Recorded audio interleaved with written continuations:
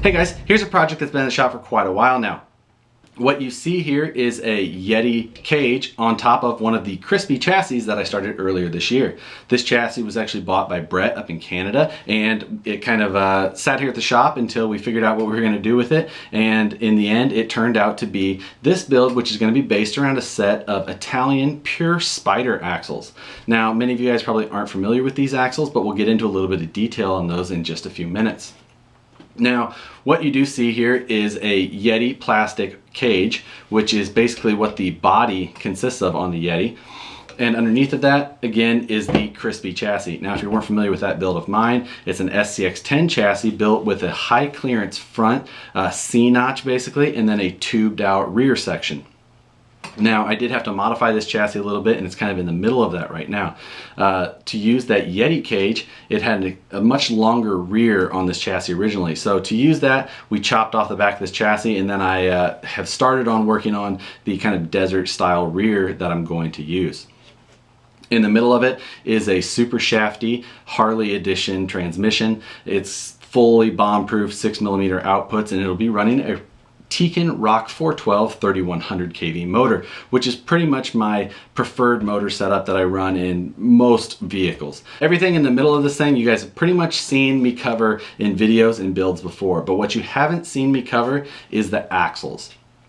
Now, again, these are made by Pure Spider out of Italy, and what is special about these axles is the high clearance design, that center pumpkin raised up, running axle shafts downhill to the actual wheels.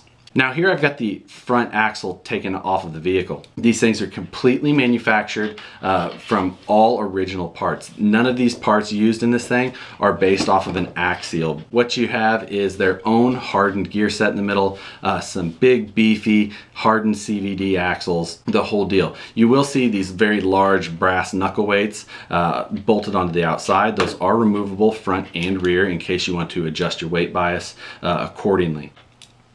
Now, up on top of this axle is a great big high-tech servo.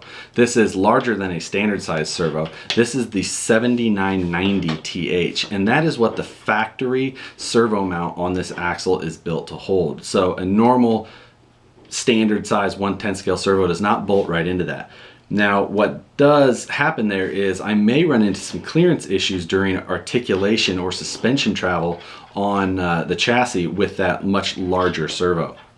We're going to see when we get further into the build, but for right now, that's what we're rolling with. If we need to make any adjustments later on, we'll see how that goes. Now, to mate up with those axles, we've got their aluminum 3-piece design style wheels here.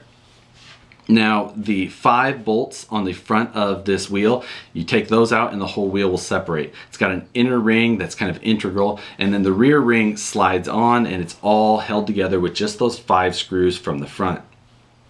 A SLW style inner hub is included, and that's what that large offset in there is made to be able to clear those very large brass knuckle weights that are included with these axles here. Now, when I got this package of things from Brett, from the Pure Spider guys, there also was 2 other sets of wheels in there. Again, very similar.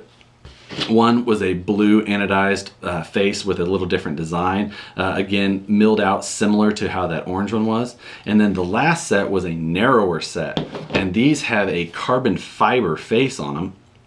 And then in the middle, they're milled out even further, all the way through actually, to make them as light as possible. And again, that carbon fiber face on them is pretty interesting.